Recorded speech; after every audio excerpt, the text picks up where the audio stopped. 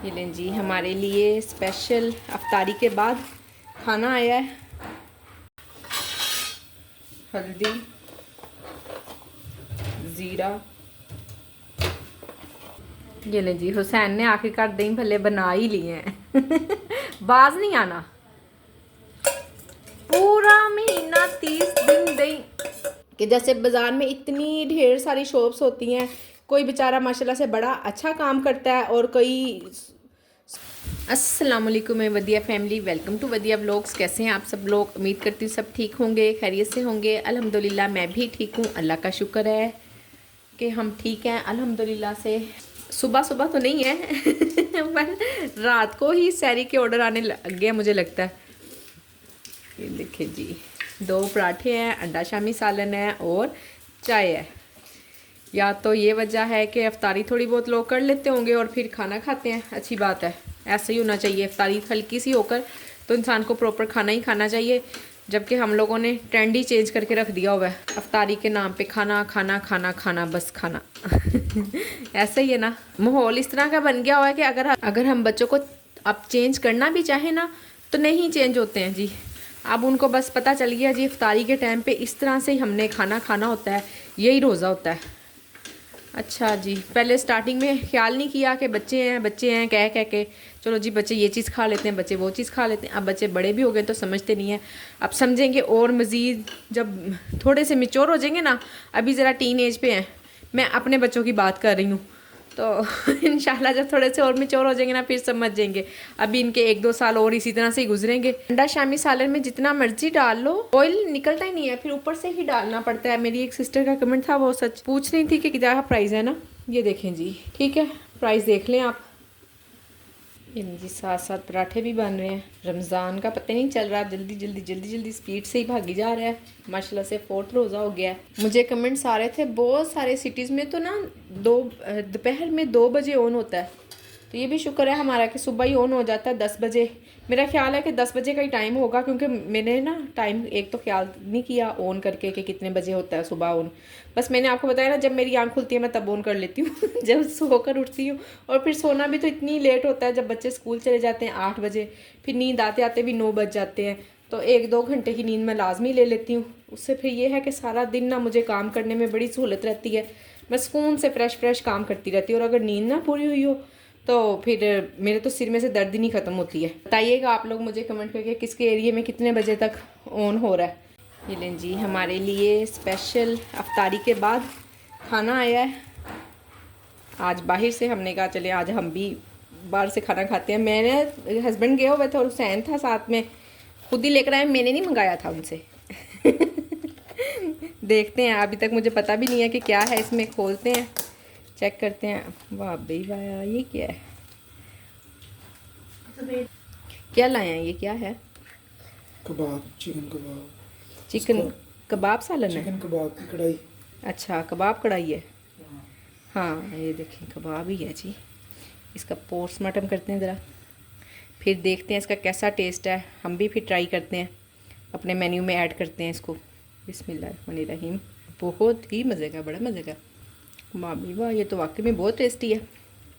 ये कबाब जैसे मैंने बनाए हुए ना, कबाब का टेस्ट वही है।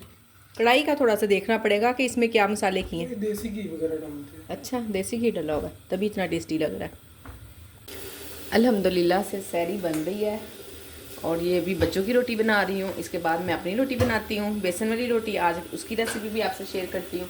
आज थोड़ी सी फ्रेश भी हूँ, नींद पूरी हुई हुई है। जल्दी सो गई थी ना, रात को मैंने 8 बजे ही ऑफ़ कर दिया था किचन। मैंने कहा नींद पूरी करूँ, फिर बच्चे भी, अगर आपको पता है जब तक सोने वाला माहौल ना बनाओ तो बच्चे भी सोते नहीं हैं, वो भी जागते ही रहते हैं। फिर इसलिए जल्दी बंद किया कि ताकि बच्चे जल्दी सोएं। और सुबह फिर सैरी के बाद नहीं सोने देती हूँ। सैरी के बाद इनसे कहती हूँ कि अब पढ़ो कुरान पाक नमाज के बाद, फिर ये अपना स्कूल का याद करते हैं। अच्छा खासा माशाल्लाह से 2-2.5 घंटे होते हैं, एक दफ़ा पूरी बुक की रिवीजन हो सकती है, इतना टाइम होता है। ये लें जी, ये मैं 3 चम्मच लेती हूँ बेसन के। ये चम्मच मैंने फिक्स इसी में ही रखा हुआ है। इसी बेसन का मुझे अंदाज़ा है कि मैंने 1 पाव पकौड़े बनाने हैं, तो कितना डालना है बेसन, ये 1 ही चम्मच का ना, इस चम्मच का ही मैंने अंदाज़ा रखा हुआ है। अजवाइन, इतनी मिकदार की क्वांटिटी का कोई वो इशू नहीं है, जितना जितना भी आप डाल सकती हैं। दूसरा नमक नहीं डालती हूँ, काला नमक ही डालती हूँ। हल्दी,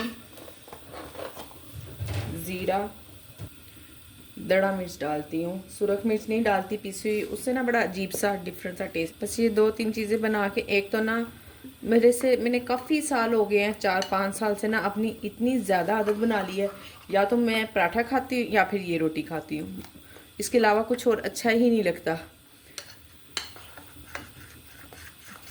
और वैसे भी ना पिछले दिनों मैंने काफ़ी ज़्यादा पराठे वगैरह खाए हैं, इससे एक तो मेरा वेट भी बढ़ गया है और कोलेस्ट्रॉल भी इतना ज़्यादा बढ़ गया ना कि मेरी टांगों में, मेरे पैरों की एड़ियों में हर टाइम ही दर्द रहती है।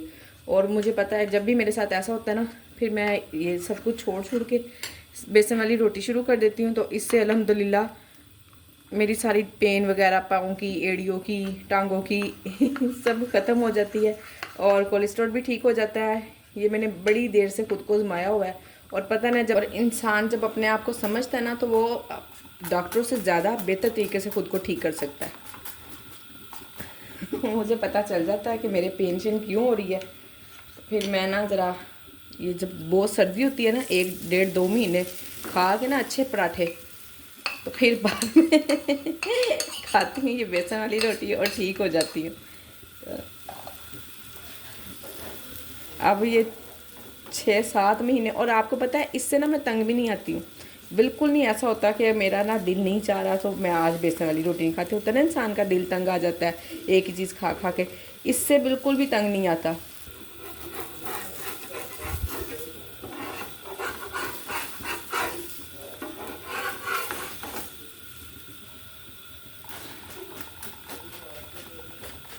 इस ऑयल का थोड़ा सा ख्याल रखें, ऑयल या घी जो भी चीज़ इस्तेमाल करें, बल्कि घी तो यूज़ करने की ज़रूरत ही नहीं है ना।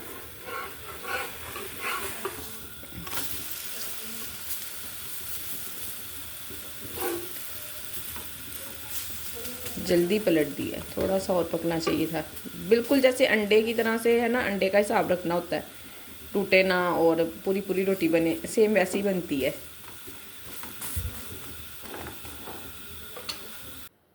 अल्हम्दुलिल्लाह जी, ऑर्डर आ चुका है। ये सुबह से दूसरा ऑर्डर है और इसमें काफ़ी सारी चीज़ें हैं, 8 आइटम है, सारी की सारी बनाने वाली हैं।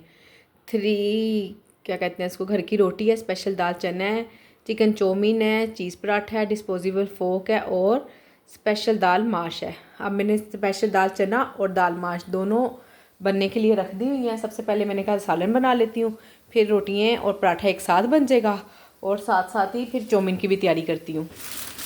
ये लें जी, चीज़ पराठा भी रेडी है और दोनों सालन भी रेडी कर लिए हैं। मैंने वीडियो नहीं बनाई क्योंकि नेक्स्ट ऑर्डर भी आ गया है और वो ऑर्डर भी बड़ा है, और उसमें से ना मेरे पास चिकन कढ़ाई की 1 सर्विंग है, हाफ़ आ गया और चिकन तो है पर ना धुला हुआ भी नहीं हुआ। अभी मैंने मंगवाया ही है, अभी धोया भी नहीं है चिकन। तो फिर मैंने अब कस्टमर को फ़ोन किया है तो उन्होंने कहा कि चलें ठीक है। मैंने कहा मैं कोरमा और साथ में शामी भिजवा करना, तो आपके पैसे मेरी तरफ से ज़्यादा ही आएंगे, आपको नुकसान नहीं होगा। तो अच्छी फ़ीमेल थी अल्हम्दुलिल्लाह, उन्होंने कहा कोई मसला नहीं ठीक है आप भेज दें। ये हैं जी दोनों सालन, दाल माश और दाल चना। कैमरे में एक जैसे ही लग रहे हैं दोनों, पर ये दोनों मैंने अलग अलग सालन बनाए हैं। डिवाइस को मैंने बिज़ी कर दिया है क्योंकि मेरा भी रोज़ा है, ऑर्डर दोनों ही बड़े हैं, तो इतना ना ज़्यादा घूम फिर के और तेज़ तेज़ काम करने की ना एनर्जी नहीं है तो मैंने सोचा कि बस ठीक है, 2 ऑर्डर बड़े हैं, ये आराम सुकून से बन जाएंगे, फिर मैं थोड़ा सा किचन कुछ संभाल के तो फिर मैं ऑन करूँगी, उससे पहले नहीं। ये लीजिए, चौमिन बनने में अभी टाइम है और मैं कंफ्यूज हो रही हूँ आज क्योंकि राइडर आ गया होगा, बस तकरीबन आया ही समझे 2-3 मिनट ही हैं। ये लीजिए बेल भी आ गई है आ गया राइडर, 2-3 मिनट भी नहीं थे। ये लीजिए बस चिकन भी तकरीबन रेडी है, थोड़ा सा भून लूँ कच्चेपन की स्मेल ना आए। मैंने आँच तेज़ कर दिया, गल गया होगा, गलने का नहीं है कोई बीच हुई, देखिए फिर थोड़ा सा भूनना है। एक मिस्टेक हो गई है मुझसे, पर अब मैंने और कोई मिस्टेक नहीं होने देनी इंशाल्लाह। इनके ऑर्डर में ढेर सारे मैंने फ़्राइज़ भी ज़्यादा ही बनाए हैं ताकि कोई चीज़ भी कम ना हो और उनको सेटिस्फेक्शन हो जाए। ये ले जी फ़्राइज़, मेरी एक सिस्टर को बड़ी प्यारी पसंद आई थी, वो कहती है आपने बड़ी मज़े की फ़्राइज़ बनाई हैं मैंने कहा आज खा लें मज़े की फ़्राइज़ हैं तो। ये लें जी, आज बच्चों ने कहा है कि हमने इफ्तारी में कुछ नहीं खाना है, हमें बिरयानी बना दो। तो मैंने कहा चलें ठीक है जी, बिरयानी बना देती हूँ, आसान काम है, एक ही चीज़ बनानी पड़ेगी। पर हुसैन साहब है ना, वो कह रहा है लाओ मैं दही भल्ले मैं बनाता हूँ मम्मा जी। ये देखें जी, मैंने कहा आज दही भल्ले नहीं बनाते हैं बच्चों, तो हुसैन कह लाओ मम्मा मैं खुद बना लेता हूँ, मैं बना लेता हूँ। आलूओं का हलवा बना दिया इसने। ये ले जी, हुसैन ने आखिरकार दही भल्ले बना ही लिए हैं।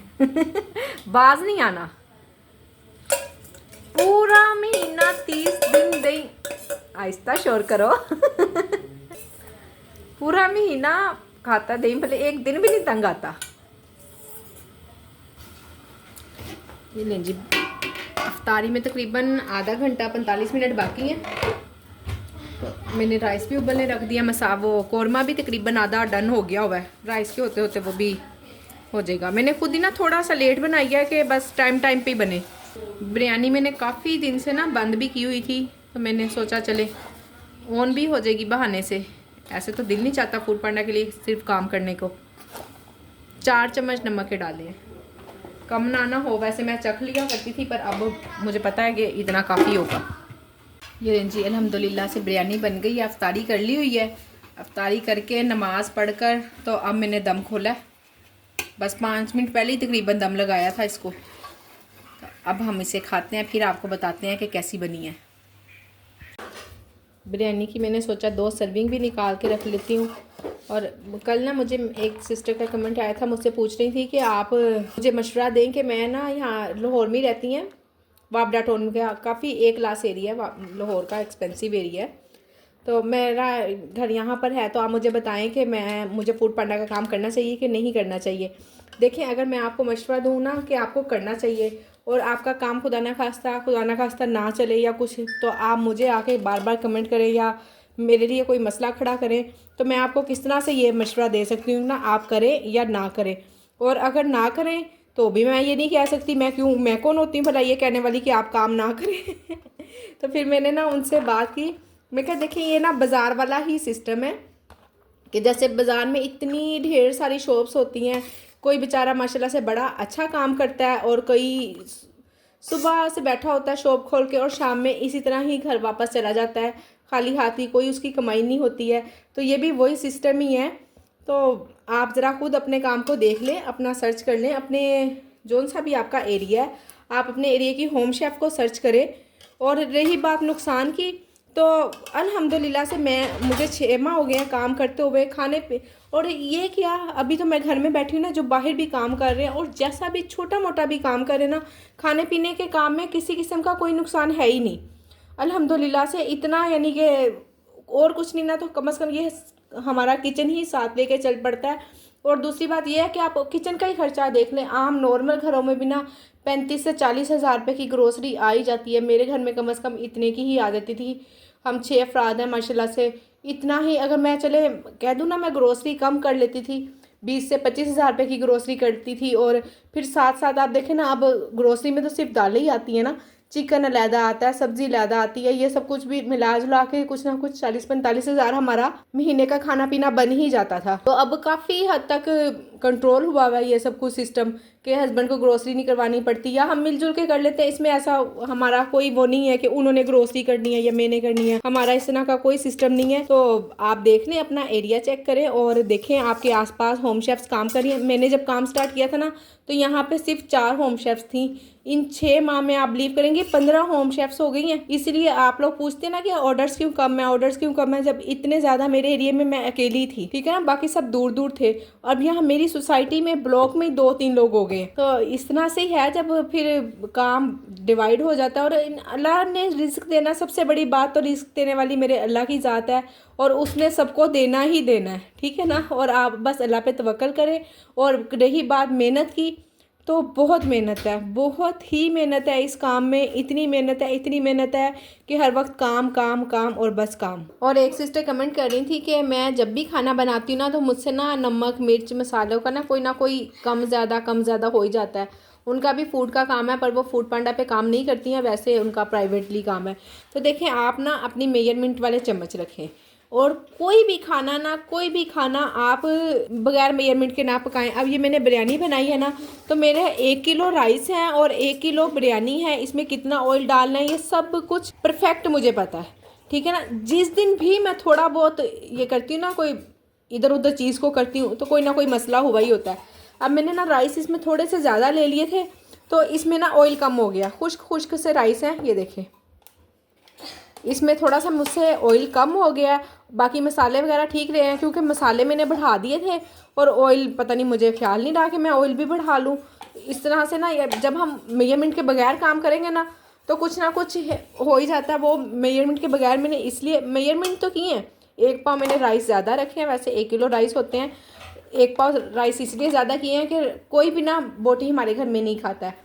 बच्चियाँ और मैं तो बिल्कुल भी नहीं खाते हैं। हुसैन खाता है या हुसैन के पापा खाते हैं, वो भी एक मीट ले लेते हैं। बाकी मुझे पता था हमने राइस ही खाने हैं, सेल भी करनी है, तो मैंने कहा चले मैं ना थोड़े से राइस ज़्यादा कर लेती हूँ, हम राइस खा लेंगे। तो वो आज ऑयल मुझसे थोड़ा सा कम हो गया है। अब ये जो मैंने निकाले हैं ना सेल के लिए, तो इसमें शायद थोड़ा सा ठीक सा रहे, या अगर नहीं तो मैं देख लूँगी। इसमें फिर थोड़ा सा ऑयल डाल के ना इसको दोबारा दम पे लगाऊंगी, तो फिर दूंगी से फिर सेल करूँगी। ऐसे नहीं सेल करूँगी इसको।